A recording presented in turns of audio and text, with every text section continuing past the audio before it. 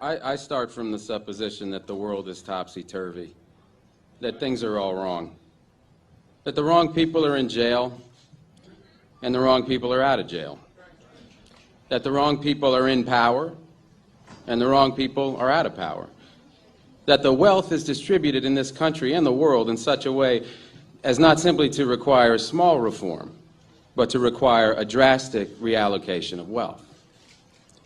I start from the supposition that we don't have to say too much about this because all we have to do is think about the state of the world today and realize that things are all upside down.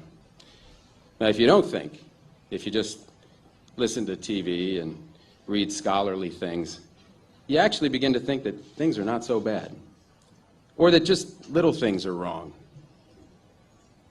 But you have to get a little detached and then come back and look at the world, and you are horrified. So we have to start from that supposition that things are really topsy-turvy.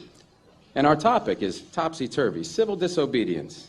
Now, as soon as you say the topic is civil disobedience, you're saying our problem is civil disobedience. That is not our problem. Our problem is civil obedience.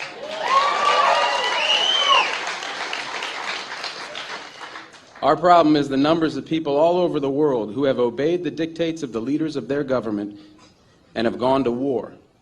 And millions have been killed because of this obedience. We recognize this for Nazi Germany. We know that the problem there was obedience, that the people obeyed Hitler. People obeyed. That was wrong. They should have challenged, and they should have resisted. And if we were only there, we would have showed them. Even in Stalin's Russia, we can understand that. People are obedient. All these herd-like people. Remember those bad old days when people were exploited by feudalism? Everything was terrible in the Middle Ages.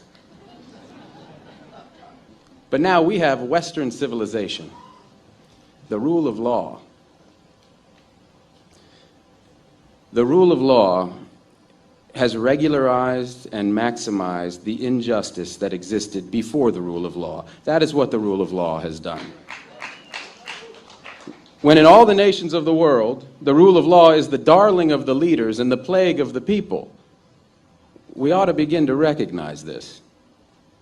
We have to transcend these national boundaries in our thinking. Nixon and Brezhnev have much more in common with one another than we have with Nixon.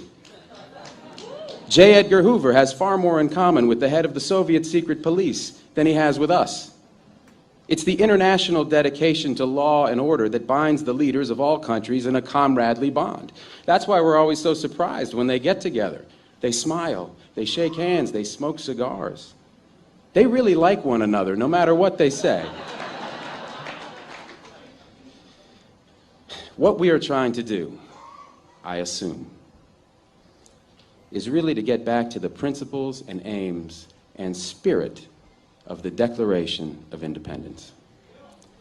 This spirit is resistance to illegitimate authority and to forces that deprive people of their life and liberty and right to pursue happiness. And therefore, under these conditions, it urges the right to alter or abolish their current form of government, and the stress had been on abolish.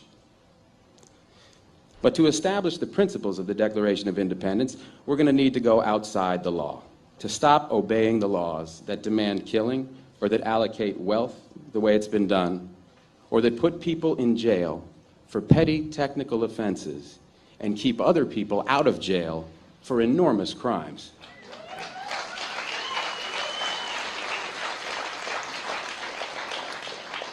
My hope is that this kind of spirit will take place not just in this country, but in other countries, because they all need it.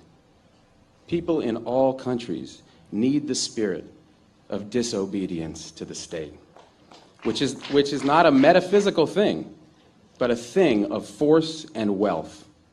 And we need a kind of declaration of interdependence among people in all countries of the world who are striving for the same thing.